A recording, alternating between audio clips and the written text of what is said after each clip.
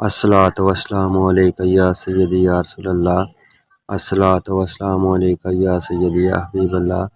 السلام علیکم۔ سونے سے پہلے درود شریف لکھنے کے کیا فوائد ہیں، اس کے بارے میں بتانے جا رہا ہوں۔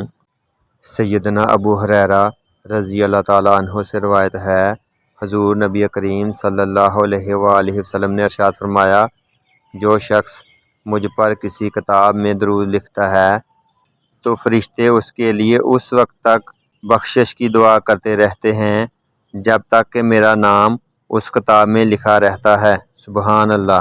سیدنا ابو بکر صدیق رضی اللہ تعالیٰ عنہ سے روایت ہے، رسول اللہ صلی اللہ علیہ وآلہ وسلم نے ارشاد فرمایا، جس شخص نے میرے متعلق کوئی بھی علم کی بات لکھی اور اس علم کی بات میں جہاں بھی میرا نام آیا اس کے ساتھ میرا نام لکھا، جب تک وہ نام لکھا رہے گا اس کو اجر و ثواب ملتا رہے گا۔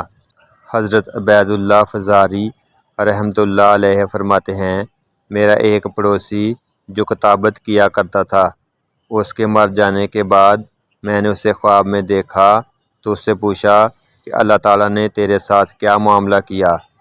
تو وہ شخص بتانے لگا کہ اللہ تعالیٰ نے مجھے بخش دیا۔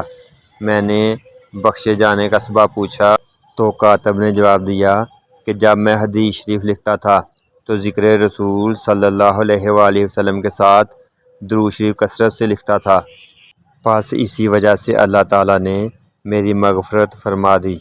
محمد بن ابی سلیمان رحمۃ اللہ علیہ فرماتے ہیں کہ میں نے اپنے والد گرامی کو خواب میں دیکھا۔ میں نے ان سے عرض کیا، اے ابا جان، اللہ تعالیٰ نے آپ کے ساتھ کیا معاملہ فرمایا ہے؟ میرے والد صاحب نے فرمایا، اللہ تعالیٰ نے مجھے بخش دیا ہے۔